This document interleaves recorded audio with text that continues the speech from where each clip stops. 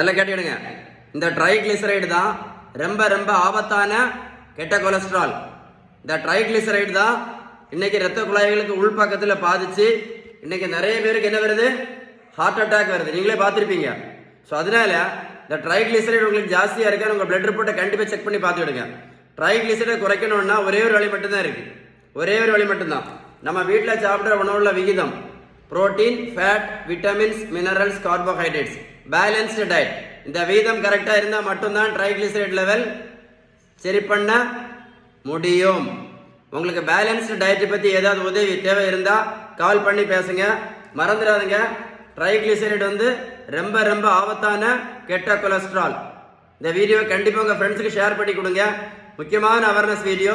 இன்னும் நிறைய பேர் ஹார்ட் அட்டாக்ல இறந்து போகிறது முக்கியமான காரணம் இந்த ஆபத்தான ட்ரைகிளிசரைடு. TRIGLYCER